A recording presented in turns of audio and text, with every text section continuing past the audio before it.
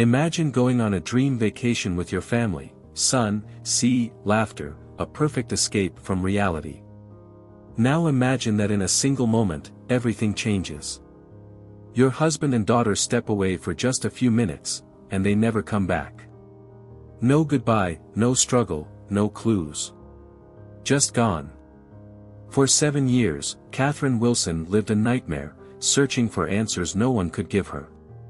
Authorities hit dead ends. Friends told her to move on. But how do you move on when half of your world has vanished into thin air? Some believed they were dead. Some whispered darker theories, that maybe Daniel had taken Claire himself. Others claimed it was human trafficking, an international crime that swallows victims whole, leaving nothing behind. But Catherine refused to believe in ghosts. She clung to a single truth: if she was still alive, Claire would never stop looking for a way back to her. Then, one ordinary afternoon, a phone call shattered the silence. A stranger. A city thousands of miles away. "I think I've seen your daughter." Was it another cruel hoax? Or had Claire finally resurfaced after all these years? This is the story of a mother who never stopped searching, and the truth she never saw coming.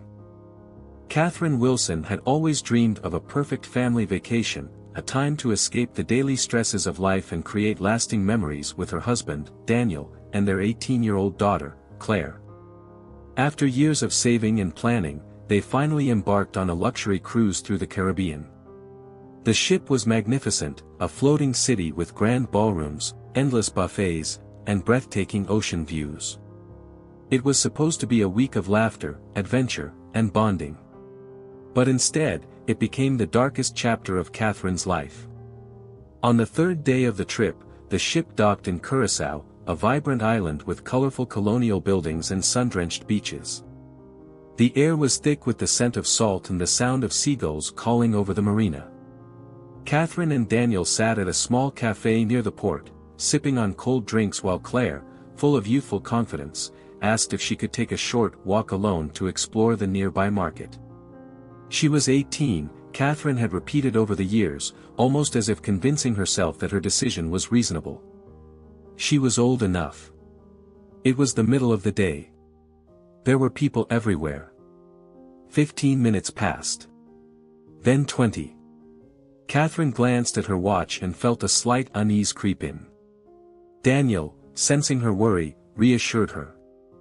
"I'll go get her," he said, rising from his seat. Catherine watched him disappear into the crowd, the top of his familiar dark hair blending into the sea of tourists. She paid the bill and gathered their things, expecting to see him return with Claire at any moment. But he didn't. Minutes turned to an hour. The bustling streets, once full of charm, now seemed like a maze of unknown faces. Catherine's heart pounded as she tried to call their phones, no answer. Panic gripped her chest as she retraced their steps, searching every corner, every shop, asking strangers if they had seen a tall man with salt and pepper hair or a young woman with striking blue eyes. As the afternoon faded into evening, the cruise ship's departure time loomed closer. With trembling hands, Catherine approached the ship's security, her voice barely steady as she explained that her husband and daughter were missing. Crew members searched the ship, questioned passengers, and contacted local authorities, but there was no trace of Daniel or Claire. They had vanished.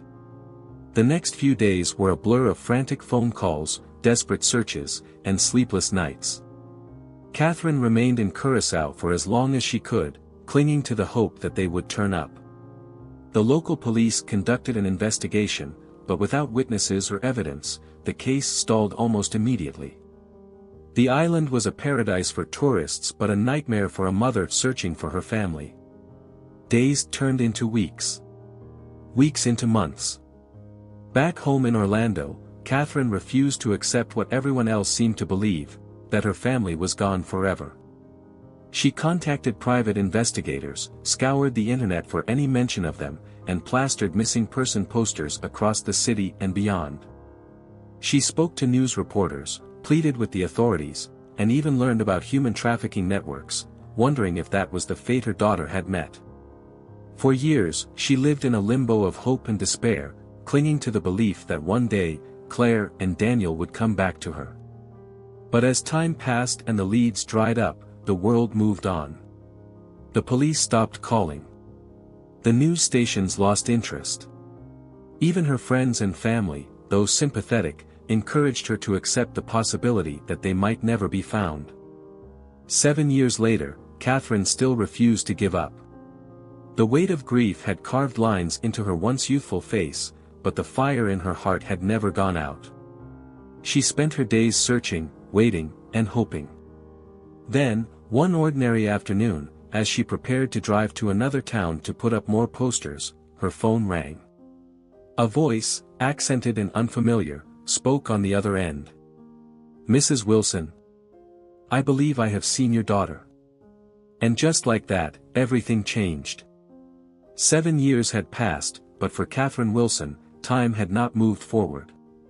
The world had changed, stores had opened and closed, friends had moved away, seasons had come and gone, but she remained frozen in the moment her family disappeared.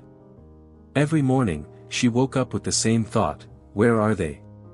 She had spent years chasing ghosts, following every lead, no matter how small. Whenever someone claimed to have seen a young woman resembling Claire, she packed a bag and traveled, only to face disappointment time and time again. Some calls had been cruel scams, preying on her desperation. Others had been honest mistakes, women who shared Claire's striking blue eyes but were strangers nonetheless. Still, Catherine refused to give up. Her days revolved around the search. Every wall in her home was covered with maps, timelines, and photos. Boxes filled with missing person reports, police statements, and newspaper articles stacked in every corner of her small living room. At night, she scoured the internet for any cases similar to Claire's, hoping to find a pattern, a clue, something that everyone else had missed. She printed thousands of missing person posters over the years, her printer constantly running. Whenever she walked through the streets of Orlando, she carried a bag full of them, stopping at grocery stores, gas stations, and coffee shops to put them up. She would stand on sidewalks, handing them to strangers, hoping someone, anyone, would recognize Claire's face. But with each passing year, the world lost interest. People had once rallied behind her, sharing her story on the news and social media, sending words of encouragement, offering tips. But over time, they moved on. Even the authorities had begun to let go. Detective Mark Holloway, the man who had once been her strongest ally, sat across from her in her living room that morning. The way he looked at her, his eyes heavy with sympathy, told her what she already knew before he even spoke. "Catherine," he said, his voice softer than usual. "We need to talk about the future of Claire and Daniel's case." Her stomach twisted, but she held herself together, nodding slowly. "It's been 7 years," Holloway continued. "We've exhausted every lead, followed every trail. The case has gone cold. Without new information, we can't keep it open as an active investigation." Catherine clenched her fists, a sharp pain shooting through her chest. She had feared this moment for years, but hearing it out loud still felt like a blow to the gut. "No," she said firmly, shaking her head. "You can't give up. Claire and Daniel are out there somewhere. She's 25 now. She might see one of my posters, or someone might recognize her picture online. We just need more time." Holloway sighed, rubbing a hand over his face. "Catherine, I understand how you feel. But you have to understand, over the years, we've received hundreds of false leads, prank calls, and dead ends. Every single one takes time and resources to investigate. And now, the priority of this case has been lowered, especially by Interpol. Amsterdam has officially moved it off the high-priority list." Catherine's breath caught in her throat. "So that's it," she whispered. "You're just going to stop looking?" Holloway's eyes softened, but his response was the same. "We'll still take any new tip seriously, but we can't actively pursue it anymore. I promise, if anything new comes up, we'll follow up immediately." She shook her head in disbelief. You don't understand. This isn't just another case to close. This is my daughter. My husband. I don't care what Interpol thinks. I don't care about statistics. I'm not giving up. Holloway hesitated before standing, gathering his papers. I know you won't, he admitted. And I admire that. But please, for your own sake, don't put your entire life on hold. She didn't respond. As he left, Catherine remained seated, staring at the missing person posters stacked neatly next to her printer. Claire's and Daniel's faces, frozen in time, smiled back at her. She refused to let this be the end. With a deep breath, she stood and grabbed the latest batch of posters. She slid them into a large envelope, grabbed her bag, and headed out the door. The Florida sun was already high, the humidity thick in the air. She climbed into her car, her hands gripping the steering wheel as she glanced up at the photograph tucked into the sun visor, a picture of her, Claire, and Daniel on the deck of the cruise ship. Their faces were lit with excitement, blissfully unaware of what was to come. The sight of it made something inside her crack. Her hands trembled as she pounded against the steering wheel, a sob ripping from her throat. Why, she choked out. Why did we have to go on that cruise? We should have stayed home. We should have been safe. Tears streamed down her face as years of suppressed grief crashed over her. For several minutes, she let herself break. Then, finally, she forced herself to breathe. She wiped her eyes, took another deep breath, and muttered under her breath, "Get it together, Catherine. They need you to be strong." She set the GPS for Tampa, knowing there were still posters to be put up there. Maybe someone would recognize Claire's face. Maybe this time, she would get an answer. Just as she was about to pull out of the driveway, her phone rang. She hesitated before answering, her voice still hoarse from crying. "Hello." A woman's voice, accented and unfamiliar, came through the speaker. "Mrs. Wilson," the woman asked. "I believe I've seen your daughter. Claire." Catherine's heart stopped.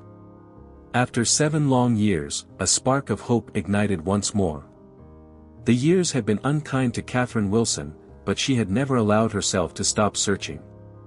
Giving up was not an option. Every morning, she woke up with the same routine, checking online forums, updating missing person listings, calling private investigators who had long since told her there was nothing more they could do. She had mapped out every city within driving distance, each location carefully chosen for its foot traffic. Bus stops, coffee shops, community centers, anywhere someone might take a second glance at a missing person poster. That morning, she planned to head to Tampa, a place she hadn't visited in months. It had been a while since she last refreshed the posters there, and every few months, they were either taken down or worn away by weather. It was a 2-hour drive, but she didn't care. She had made longer trips for far less promising reasons. The Florida sun was already high, burning into the asphalt as she locked her front door and walked toward her car. In the passenger seat, an overstuffed envelope of newly printed posters sat waiting. As she adjusted the GPS, her fingers hovered over the screen for a moment, her mind whispering the question it always did before these trips. What if this is pointless? It wasn't the first time doubt had crept into her thoughts. Every time she put up a new poster, a small part of her wondered how much longer she could keep doing this. 7 years was a long time. Too long. With a deep breath, she pushed the thought aside and reached for the keys. Then, her phone rang. The sharp sound made her jump. It wasn't an unusual time for a call, but something about it sent a jolt through her. She hesitated before answering, glancing at the screen. An unfamiliar number. She almost let it go to voicemail. Almost. Instead, she pressed the button and lifted the phone to her ear. "Hello." A brief pause, then a voice, female, with a slight accent. "Mrs. Wilson." She felt her breath hitch, her fingers tightening around the phone. Calls like this weren't uncommon. Over the years, she had received countless messages from strangers, most of them well-meaning, some of them cruel. A handful had led her on wild goose chases. Others had been outright scams. She had learned to recognize the difference. "Yes," she answered cautiously. "Who is this?" "My name is Sophia Van Dyke," the woman said. A slight hesitation. "I think I've seen your daughter." Catherine's grip on the phone tightened. She had heard those words before, too many times to count. Her heart wanted to believe, to grasp onto the thread of hope, but her mind reminded her of the disappointments. A deep breath. "Steady." "Where?" she asked, keeping her voice neutral. "In Amsterdam," Sophia said. "At a bar." "Amsterdam." Catherine blinked, her mind reeling.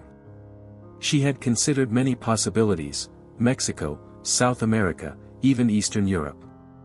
But Amsterdam had never been on her radar. Her first instinct was suspicion. "Listen," she said, her voice edged with exhaustion. "I don't have time for games. If this is some kind of scam—" "I'm not asking for money," Sophia interrupted. "I'm not asking for anything. I saw the posters while I lived in Orlando. Your daughter's face. I've never forgotten it. And when I saw this woman last night, I knew it had to be her." Something in her tone made Catherine pause. She had heard desperation before. She had heard pity. She had heard manipulation. But this was different. This woman sounded sincere. Catherine swallowed hard, pressing her fingers against her temple. 7 years. 7 years of chasing dead ends. 7 years of hoping and breaking, over and over again. Could this really be it? Her voice was quiet when she spoke again, but steadier than before. "You're sure?" There was a brief silence. 90%, Sophia admitted. "I wouldn't be calling you if I wasn't." Catherine exhaled slowly, her pulse racing. A familiar battle waged inside her. Logic told her to be careful. To verify. To let the authorities handle it. But instinct? Instinct told her to move. Catherine closed her eyes for a moment, then nodded to herself. "I need you to do something for me," she said. "Of course," Sophia replied. "Go to the police," Catherine said. "File a report. Tell them everything you just told me. If they believe it's credible, they'll contact the authorities here in Orlando." "I can do that," Sophia said without hesitation. Catherine's throat felt tight. She had been disappointed too many times before, but something about this moment felt different. Something about this moment felt real. She glanced down at her GPS, the Tampa route still glowing on the screen. Without thinking, she cleared it. Her fingers moved to open a browser.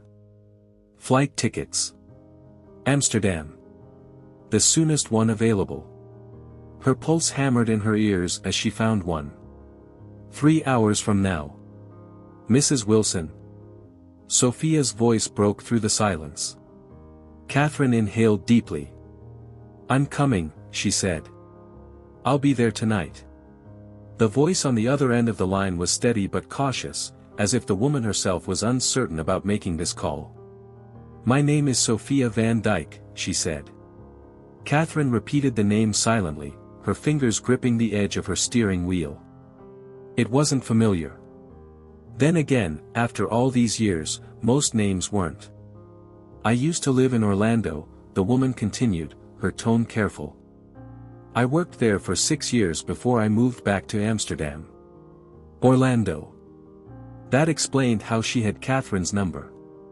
Perhaps she had seen the case in the local news years ago.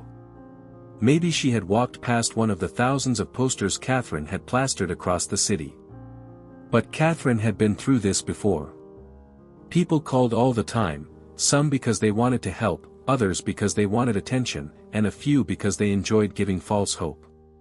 Catherine had learned to guard herself. Still, there was something in this woman's voice. Something different. She pressed the phone tighter against her ear. "Why are you calling me?"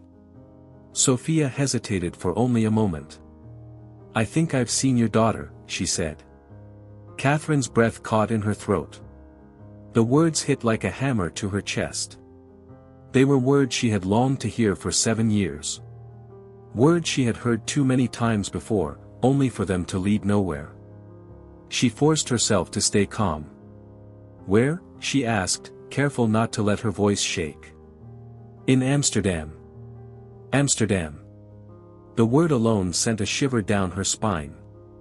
Catherine had searched in so many places. She had looked into reports from Mexico, Central America, even rumors from Eastern Europe. But never Amsterdam. Never once had that city been on her radar. Her instincts screamed at her to be cautious. She had received so many calls like this. Each one had led to disappointment, each one had taken a little more out of her. The cruelest ones had demanded money in exchange for false information. Others had simply wasted her time, sending her chasing shadows of women who weren't Claire. She had promised herself, after the last wild goose chase in Hawaii, that she would be more careful. That she wouldn't let herself fall into this trap again. But something about Sophia's voice gave her pause. She didn't sound like the others. She wasn't pushing, wasn't making promises she couldn't keep. She wasn't demanding anything. Still, Catherine knew better than to trust too easily. She tightened her grip on the phone. "Are you sure?" There was a brief silence on the other end, then a sigh. 90%, Sophia admitted. "I wouldn't have called if I wasn't." Catherine closed her eyes, pressing her fingers to her temple. 90%. It wasn't certainty, but it wasn't nothing, either. 7 years had passed. 7 years of unanswered questions, of endless searching, of hope that burned and flickered but never died out. And now, out of nowhere, a stranger from across the ocean was telling her she might have found Claire. The logical part of her mind warned her to be skeptical. But her heart, her mother's heart, was already moving. She exhaled slowly, pushing down the wave of emotions threatening to crash over her. "If you're serious," she said finally, "then I need you to do something for me." "Anything," Sophia replied without hesitation. "Go to the police. File a report. Give them every detail you have. If they think it's credible, they'll notify Interpol, and it will get back to the authorities here." "I can do that," Sophia said. "I will do that."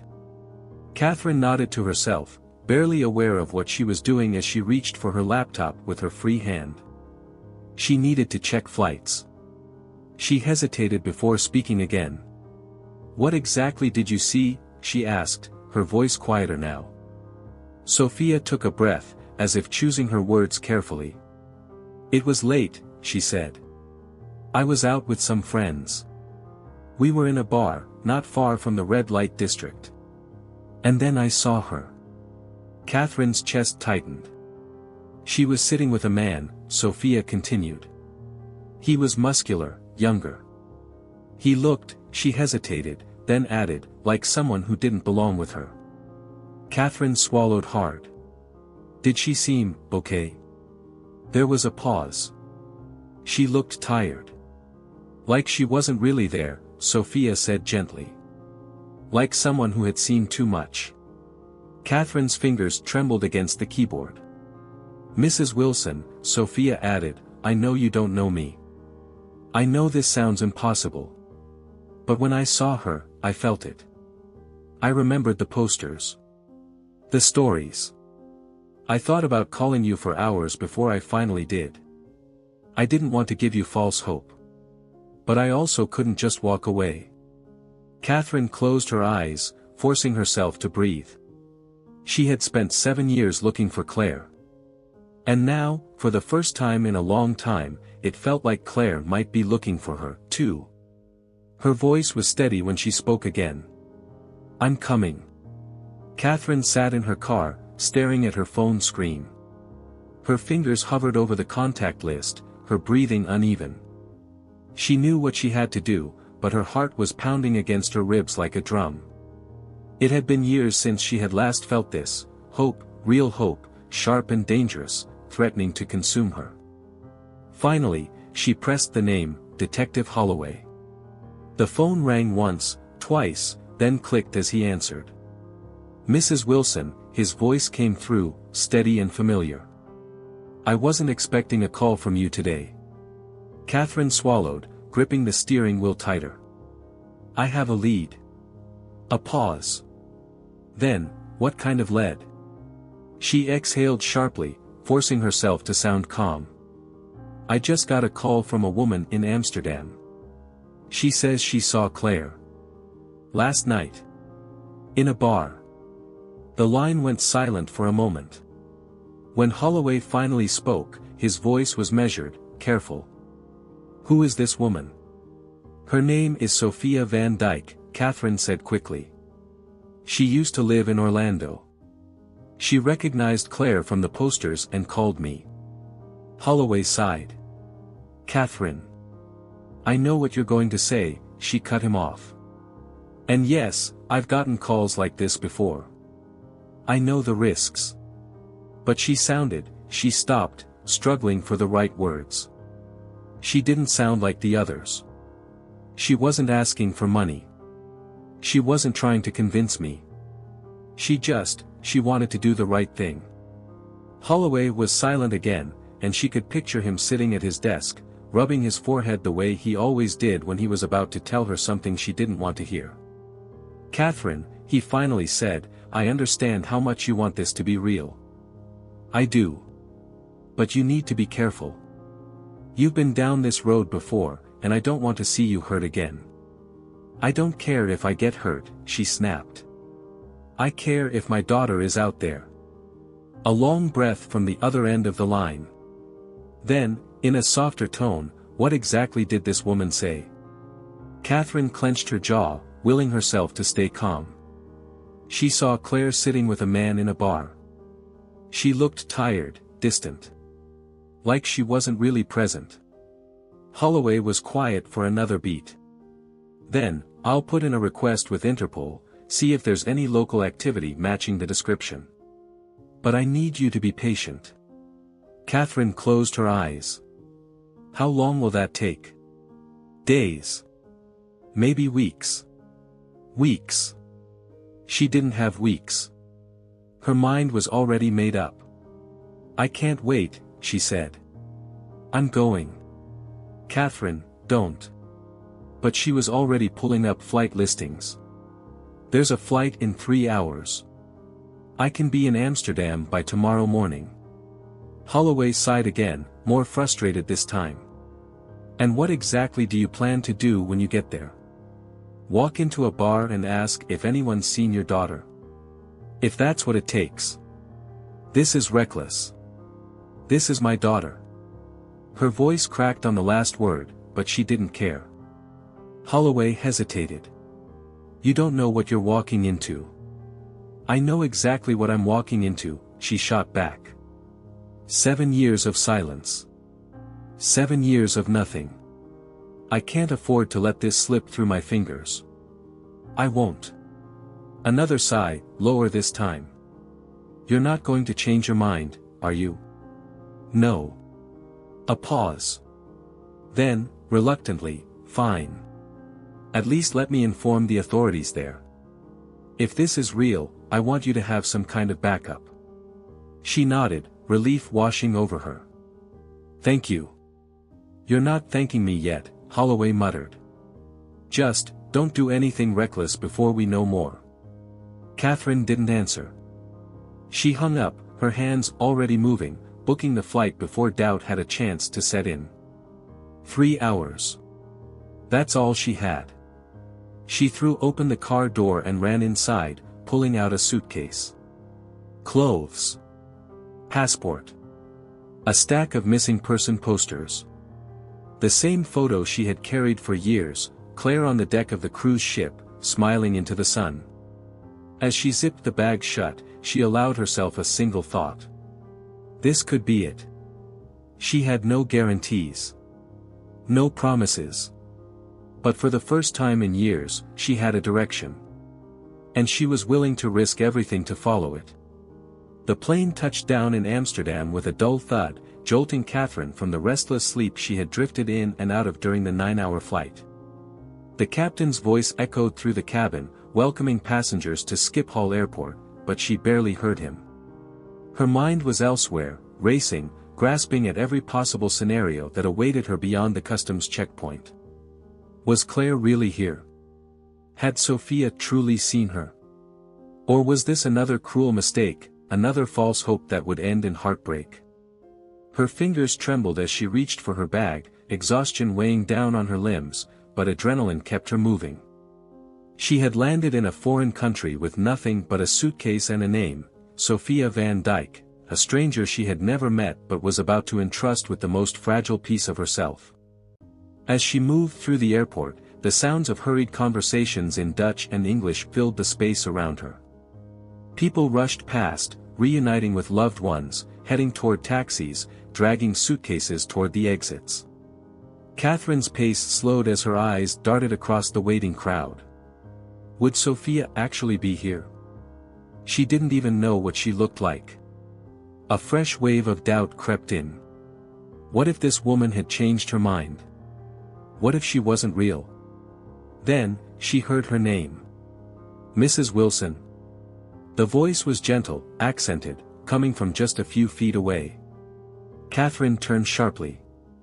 A woman stood there, slightly older than she had expected, with sharp but kind eyes framed by loose waves of auburn hair. She wore a long coat, practical for the cool Amsterdam evening, and held her phone in one hand, as if she had just checked it to confirm Catherine's arrival. "I'm Sophia," the woman said, offering a small smile. Catherine studied her for a moment, searching for any signs of dishonesty, of deceit. But there was nothing. Just patience. She exhaled, realizing she had been holding her breath. "You're real," she murmured. Sophia let out a soft chuckle. "I am." The warmth in her tone eased some of Catherine's tension, but only slightly. "You really saw her?" Catherine asked, cutting straight to the only thing that mattered. Sophia's expression grew serious. She nodded. "I believe I did.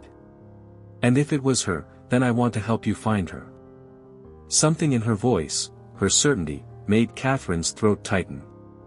"You don't have to do this," Catherine said, still wary. "You've already done more than most people would." "I know," Sophia admitted. "But I also know what it's like to be separated from someone you love. I worked with an organization in Orlando for years, helping women and children recover from difficult situations. When I saw her, I knew I had to reach out to you." Catherine studied her face again, trying to read between the lines. "You're sure it was her?" Sophia hesitated. Not because she was unsure, but because she wanted to be careful with her words. "I'm as sure as I can be without speaking to her," she said honestly. "She looks like the photos I remember. The same eyes, the same shape of her face. But I won't lie to you, she didn't seem to recognize me staring. She seemed distant. Almost detached." Catherine's stomach twisted. "What do you mean?" Sophia sighed. "Like she was there, but not really there. She wasn't alone, there was a man with her. And she didn't look free, if that makes sense." A chill crawled up Catherine's spine. "What kind of man?" she asked. "Young. Muscular. Like someone who watches more than he speaks." Catherine swallowed hard, forcing down the fear creeping in. Sophia must have noticed her expression because she quickly added, "I don't want to jump to conclusions, but something about it felt off." Catherine nodded, her hands tightening around the handle of her suitcase. "I need to see her," she whispered. "I need to know for sure." Sophia nodded. "That's why I'm here. I've already planned how we can start looking. I've booked a small hotel for you, close to where I saw her. We'll check the bar first, see if anyone recognizes her. And if that doesn't work, we'll go to the police together. Catherine let out a slow breath. She hadn't expected this, someone who had already thought ahead, who had made a plan. It was more than she had hoped for. "Thank you," she said, and for the first time in a long while, she meant it. Sophia nodded. "Come on. Let's get you settled. We've got a long night ahead of us."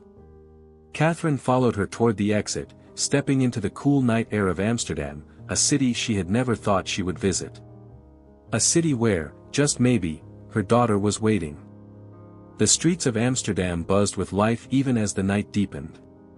Neon lights flickered across cobblestone roads, reflecting in puddles left behind by a recent drizzle. Bicycles whizzed past, their bells ringing in the distance, while voices, some laughing, others hushed, floated through the air. Catherine kept close to Sophia as they walked, her heart pounding harder with every step. The weight of exhaustion from the flight clung to her, but the adrenaline kept her upright. Her fingers curled tightly around the folded photograph in her pocket, a picture of Claire, frozen in time, smiling brightly under the warm Caribbean sun. "Here," Sophia said, coming to a stop. Catherine lifted her gaze. The bar in front of them was smaller than she had expected, tucked between two larger buildings. Its wooden door was weathered, its sign barely illuminated by a flickering light above. A steady hum of conversation leaked from inside, mingling with the faint bass of music playing within. "This is where I saw her," Sophia confirmed, lowering her voice. She was sitting at the far end, near the back. "With the man." Catherine swallowed hard. "Do you think she comes here often?" "I don't know," Sophia admitted. "But if she does, we need to find out quickly." Catherine nodded, steeling herself. Then, without another word, she stepped inside. The warmth of the bar contrasted with the crisp night air. The scent of aged wood, spilled beer, and faint traces of cigarette smoke lingered. A handful of patrons were scattered across dimly lit booths, some engaged in quiet conversation, others lost in their drinks. Catherine's eyes immediately scanned the room, searching for her. She wasn't there. She exhaled slowly, trying to calm the racing of her heart. Sophia nudged her gently. "Let's ask." The bartender was an older man, his salt and pepper hair tied back in a loose ponytail. He wiped down a glass methodically, barely glancing up as they approached. "Excuse me," Catherine started, her voice steady despite the lump forming in her throat. "I'm looking for someone." The bartender sighed, clearly used to conversations that started this way. He finally met her gaze, his tired eyes assessing her for a moment before he spoke. "What kind of someone?" Catherine pulled the photo from her pocket and placed it on the counter. The bartender's gaze flickered downward, then back up to her face. "Have you seen her?" she asked, her fingers pressing slightly against the worn edges of the picture. "She would be older now, but I was told she was here." The bartender's face remained unreadable. For a long moment, he didn't speak, simply continuing his slow, practiced movement of polishing the glass in his hands. Then he let out a breath. "The police were here earlier," he said, setting the glass down. "They asked about her too." Catherine's breath caught. "And?" The bartender shrugged. "I told them the same thing I'm about to tell you, I don't know her." Catherine's grip on the photo tightened. "Are you sure? Please, take another look." His expression didn't change. "I see a lot of people in here. Faces come and go. I don't remember all of them." She knew he was lying. There was something in the way his eyes lingered on the picture, something in the way his jaw tensed ever so slightly. "Please," she tried again, her voice softer now. "I've been looking for my daughter for 7 years. If there's anything, you remember, I need to know." The bartender's gaze flickered, a crack in his otherwise indifferent expression. For a split second, it looked as if he might say something. But then he shook his head. "I'm sorry," he said, his voice gruff. I can't help you. Sophia stepped forward then, placing a gentle hand on Catherine's arm. Let's go, she murmured. Catherine hesitated. She wasn't ready to give up, not when she was this close. But pressing the bartender further wouldn't get her anywhere. Slowly, she nodded. She took the photograph back, sliding it carefully into her pocket, and turned toward the door. As they stepped outside, the cool air hit her like a slap. He knows something, Catherine muttered, running a hand through her hair. I could see it. Sophia nodded. I saw it too. Catherine let out a shaky breath. So what do we do now? Sophia glanced toward the end of the street, where the distant neon glow of the red light district flickered against the damp pavement. If she was here, she said carefully, then there's a chance she might still be nearby. Catherine followed her gaze. For the first time since she had arrived in Amsterdam, she felt it, something electric, something terrifying. A feeling that she was standing on the edge of something bigger than she could imagine. And that Claire was somewhere just beyond it, waiting to be found. The streets of Amsterdam pulsed with energy, a mix of neon lights, the rhythmic hum of distant music, and the occasional echo of laughter carried by the wind. The air was thick with the scent of rain-soaked cobblestones and cigarette smoke, blending with the faint aroma of something sweet drifting from nearby cafes. Catherine walked beside Sophia, her hands shoved deep into the pockets of her coat. Her heart was still racing from the bartender's denial, the nagging feeling in her gut refusing to settle. He had known something, she was sure of it. Sophia must have sensed her frustration because she spoke, her voice low and calm. The police station isn't far, but if we take a shortcut through the red light district, we can get there faster. Catherine hesitated, glancing down the narrow streets lined with glowing red windows, their eerie glow casting long shadows on the pavement. She had read about this place, heard stories of what went on behind those glass walls. But did it matter? If there was even the slightest chance Claire had been here, she would walk through fire to find her. She nodded. Lead the way. They moved quickly, weaving through the maze of alleyways. Catherine tried to ignore the way the lights flickered off the rain-slicked roads, the way the muffled conversations from behind closed doors carried an air of something unsaid. Then, just as they were about to turn a corner, Sophia stopped. Catherine nearly ran into her. What? Sophia wasn't listening. She stood frozen, her entire body rigid as she stared down a narrow alley. Catherine followed her gaze. A dimly lit window stood at the end of the passage, its red glow softer than the others.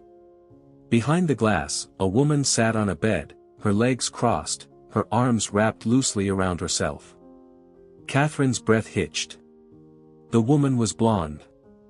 She had delicate features, high cheekbones, and striking eyes that were cast downward, distant. A face Catherine had memorized. Her heart slammed against her ribs, her pulse deafening in her ears. Claire. It had to be her. A sharp gasp escaped her lips before she even realized she had made a sound. She took a step forward, then another, moving as if in a trance, her vision narrowing until all she could see was the woman behind the glass. She raised a trembling hand and knocked. Nothing.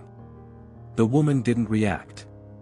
Catherine knocked again, harder this time, her palm pressing desperately against the cool surface. Claire. Her voice was barely more than a whisper, thick with disbelief, with hope and fear tangled together. The woman lifted her head then, her gaze meeting Catherine's. Catherine's entire world tilted. It was her. It was Claire. Claire, she choked, her hands now pounding against the glass. It's me. It's Mom.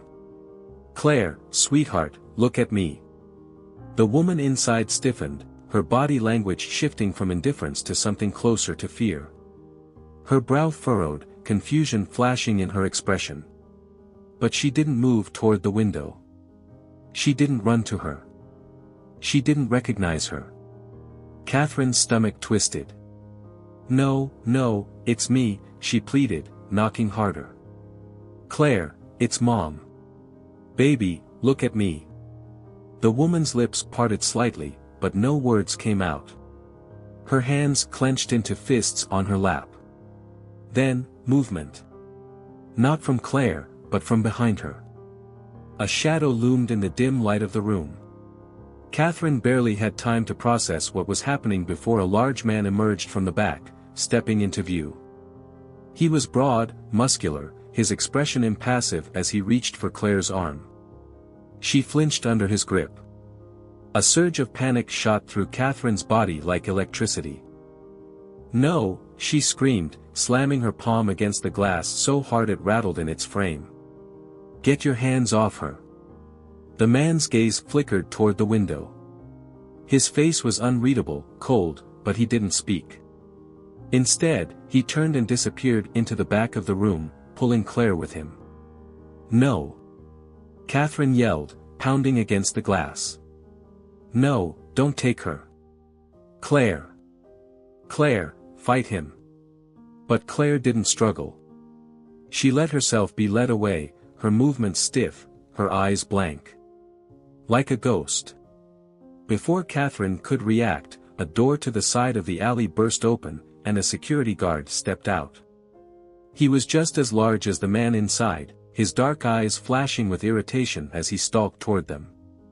"You need to leave," he said in a thick accent, his tone firm, threatening. Catherine barely heard him. She turned to Sophia, panic making her words tumble out in gasps. "Call the police. Now." Sophia didn't hesitate. She was already pulling out her phone, dialing with steady hands. The security guard took another step forward. "Now. I said leave." Catherine's breath came in shallow bursts. "That's my daughter in there," she said, her voice shaking. "I'm not leaving without her." The guard's expression didn't change. If anything, it hardened. "You have the wrong girl." "No, I don't," Catherine hissed. "I know my own daughter." A click. Not from the door, but from Sophia's phone. She was speaking rapidly into the receiver, in Dutch, her words too fast for Catherine to understand. The guard must have caught on because his stance shifted slightly. Then, just as suddenly as he had appeared, he stepped back. "You need to go," he said again, this time softer. "Before it gets worse." Catherine felt her pulse in her throat. She didn't move. She couldn't.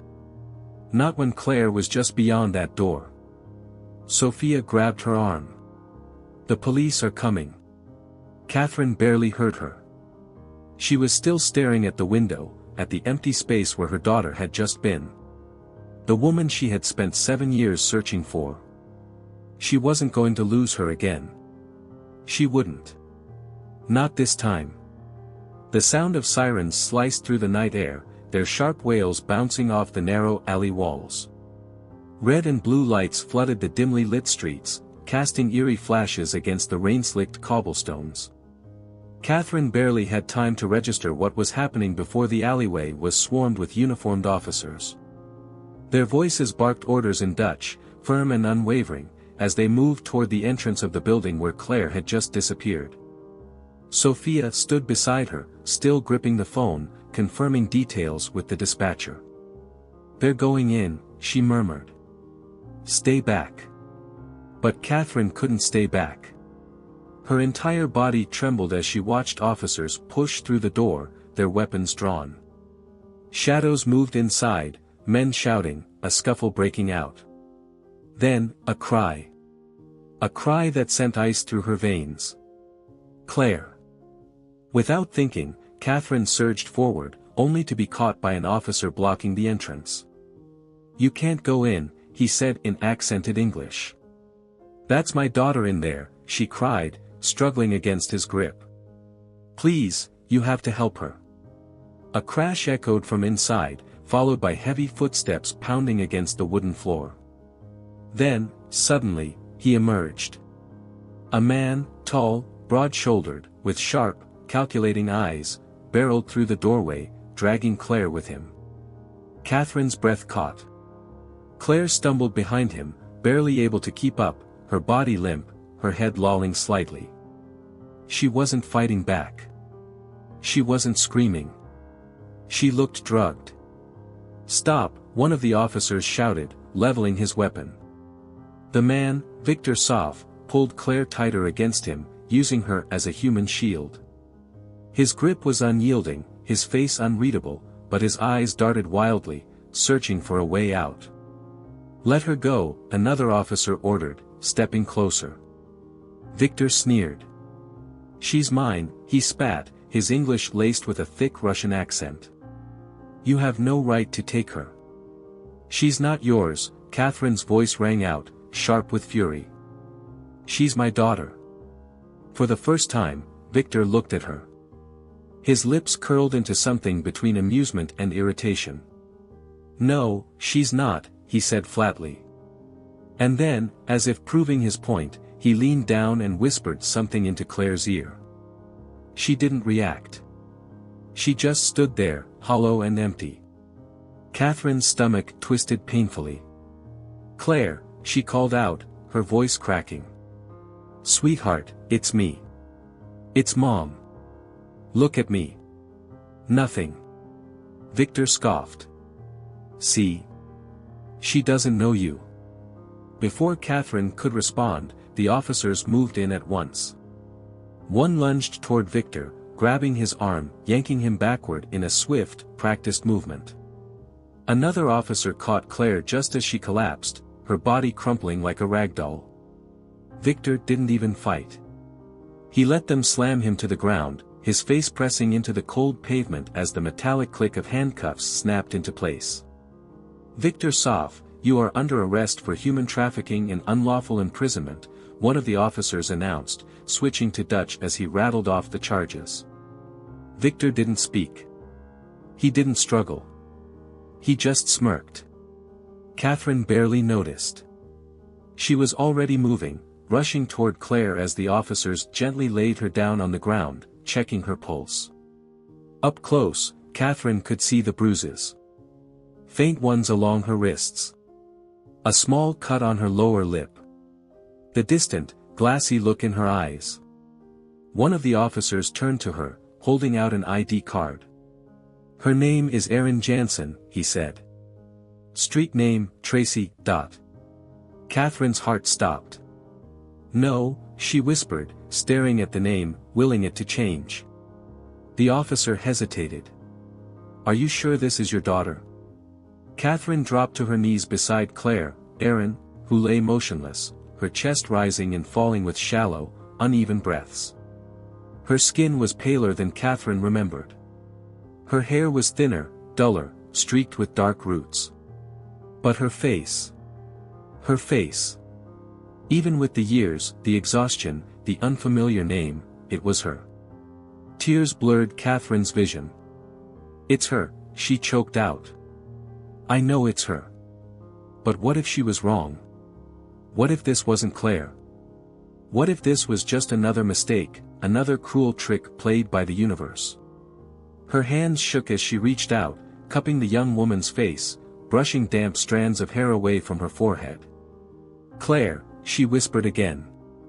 "Sweetheart, it's me. It's Mom. Look at me." Nothing. Not at first. Then, a flicker. The woman's lips parted slightly, her brow furrowing, as if she was trying to process the words. Catherine held her breath. Slowly, painfully slowly, her eyes lifted.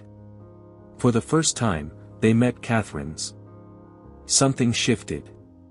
The fog in her gaze wavered, like a memory trying to surface. Her lips trembled, her expression flickering between confusion and something else. Recognition. Catherine's breath hitched.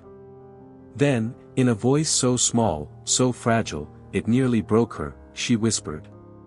"Mom." A sob ripped from Catherine's chest. She collapsed forward, pulling Claire into her arms, holding her for the first time in 7 years. "I'm here," she cried, her voice shaking. "I found you, baby. I found you." Claire didn't speak. She just clung to her mother, as if she was afraid to let go. Catherine sat beside Claire in the sterile, dimly lit hospital room, the rhythmic beep of the monitors filling the silence. Claire, her Claire, was curled up on the hospital bed, her body frail, wrapped in a thin blanket. The fluorescent light above cast a pale glow on her face, highlighting the dark circles under her eyes, the hollowness in her cheeks. She looked so different, yet so much the same. Catherine reached out, smoothing back Claire's tangled hair. "Sweetheart, can you talk to me?" she whispered. "I need to know what happened." Claire swallowed, her throat bobbing with effort. She had barely spoken since the police had taken her into custody, her mind slipping in and out of lucidity. The doctors said she was still coming down from the drugs in her system, her body trying to adjust after years of forced dependence. But when she finally lifted her eyes, something in them had cleared. Her voice, though weak, carried the weight of years of suffering. "It was the last day of the cruise," she murmured. Catherine held her breath. "I told you and Dad I just wanted to take a short walk. I didn't go far, just a few streets past the market. There were people around. It felt safe." Her lips trembled as she exhaled. Then, the van pulled up. Catherine's stomach twisted into knots. "It all happened so fast," Claire continued, her fingers tightening into the blanket. "One minute I was looking at a shop window, and the next, someone grabbed me from behind. A cloth over my mouth, the smell was awful. I tried to scream, but my vision went black before I even hit the floor." Catherine could barely breathe. She knew this moment had existed in Claire's past, but hearing it now, in her own voice, made it unbearable. "When I woke up, I was in the back of the van," Claire said, her voice barely above a whisper. "My hands were tied, my head spinning. But I wasn't alone." She looked up then, her eyes glassy with tears. "Dad was there." Catherine let out a shaky breath. "Daniel?"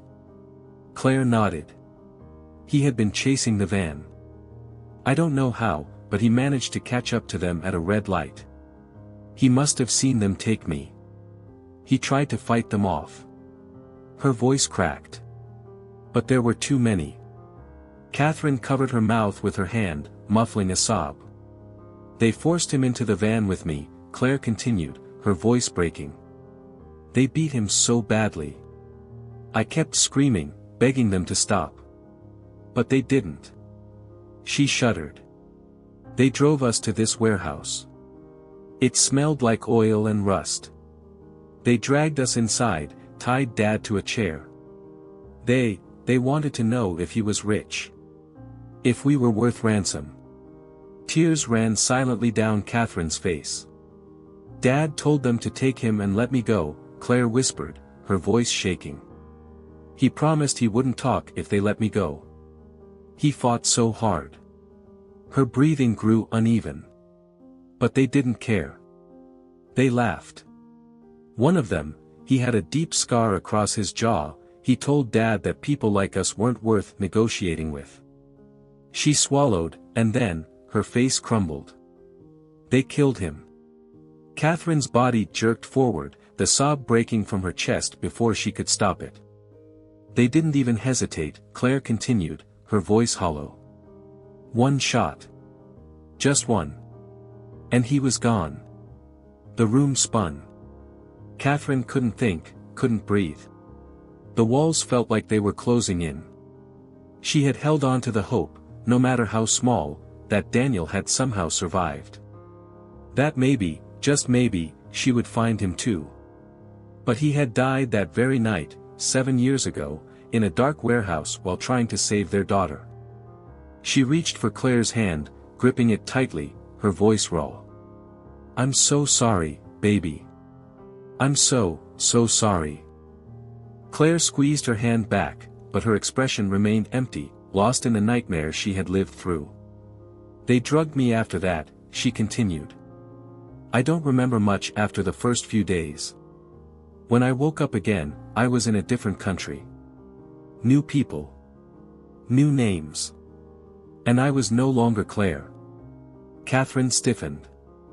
They told me my name was Tracy, Claire murmured, her voice barely audible now. They told me my old life was gone.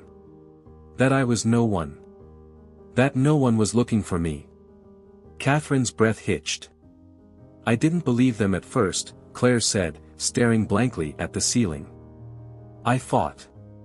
I refused to listen. But they don't let you fight forever.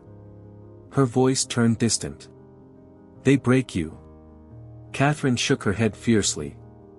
No. They didn't break you. Claire let out a bitter laugh. You don't understand, Mom. They took everything. They made sure I couldn't run, couldn't think for myself. The drugs, they make you forget who you were. After a while, you stop trying. Because trying gets you hurt. Her voice grew even quieter. I stopped being Claire a long time ago. Catherine felt something inside her shatter.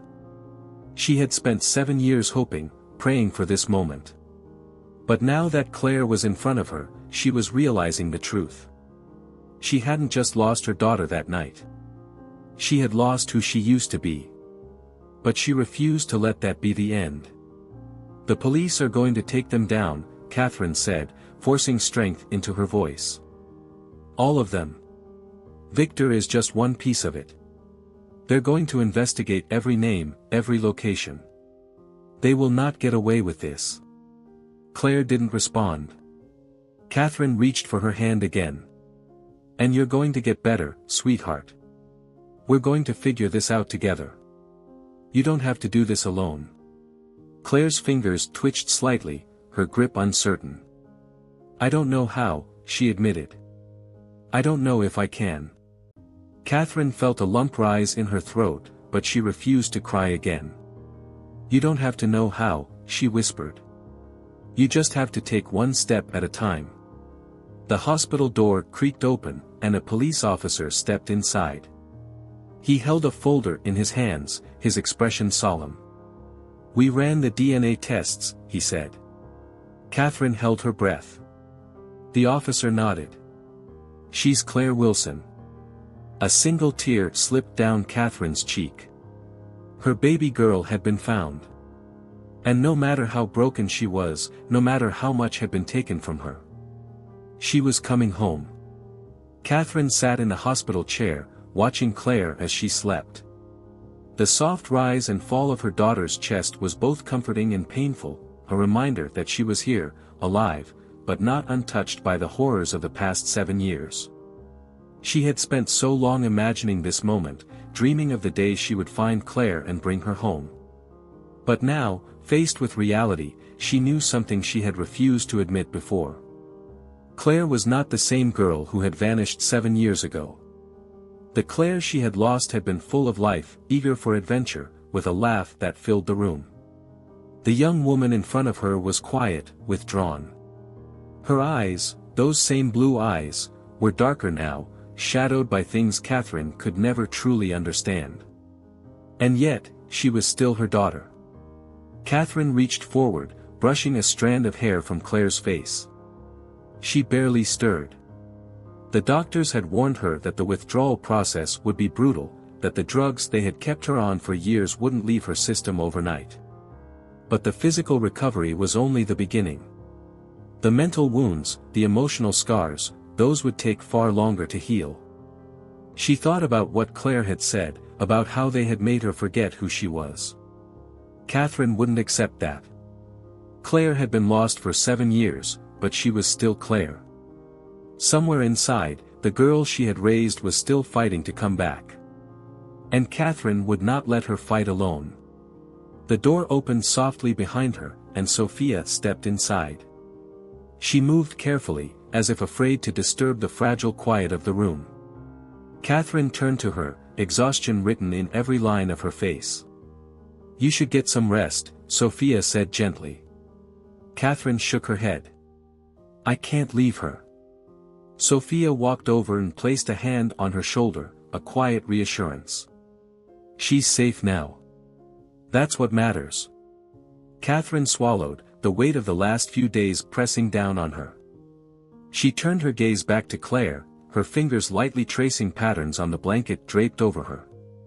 "If you hadn't called me," she murmured, her voice thick with emotion, "I don't know if I ever would have found her." Sophia gave a small smile. "You would have." Catherine let out a tired breath, shaking her head. "No. I was running out of hope. I was starting to believe that maybe." She trailed off, unable to finish the thought. Sophia crouched beside her, waiting until Catherine met her eyes. "You never gave up," she said simply. "That's what matters." Catherine felt something break inside her, something heavy, something that had been holding her together for years but had also been weighing her down. She had spent so long being strong, forcing herself to keep going, refusing to let grief consume her. But now, she was here. Claire was here. And for the first time, she allowed herself to breathe. Sophia gave her hand a reassuring squeeze before standing. "I'll be outside if you need anything." Catherine nodded, whispering, "Thank you." As Sophia left, Catherine turned back to Claire, studying the soft curve of her face, the slight flutter of her eyelashes as she slept. It wasn't over. Claire had been found, but she had also been broken.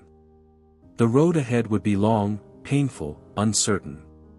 There would be good days and bad days. Relapses. Nightmares. Questions neither of them knew how to answer. But they had made it this far. And they would keep moving forward. Hours later, after doctors checked in and officers came by with more paperwork, they were finally allowed to leave the hospital. The legal process would take time, interviews, official documentation, but for now, Claire was free to go. Catherine wrapped her coat around Claire's shoulders as they stepped into the cool night air outside the police station. The streets of Amsterdam looked different now. Less foreign, less terrifying. More like the place where she had found her daughter again. Claire shivered slightly, and Catherine immediately tightened her hold on her hand. For a moment, neither of them spoke. They just stood there, mother and daughter, bound by an unspoken understanding of everything that had been lost, and everything they still had to rebuild. Catherine leaned in, her voice a whisper, steady and certain. "You survived, Claire," she said softly. "Now, we fight together." Claire didn't say anything. But for the first time, she squeezed Catherine's hand back. It wasn't an ending. It was a beginning. And that, my friends, is where part one of this incredible journey comes to an end. But Claire's story is far from over. She has been found, but the battle for justice, healing, and reclaiming her life is just beginning. What really happened in those lost 7 years? Who was behind it all? And will Claire ever truly find her way back to the person she used to be? If you want to find out, don't miss part 2, coming soon. Make sure to like, share, and subscribe so you don't miss the next chapter of this gripping, emotional story. And if you know someone who would be moved by this journey, share this video with them. Thank you for watching, and we'll see you soon for the next part of Claire's fight to reclaim her life. Stay tuned.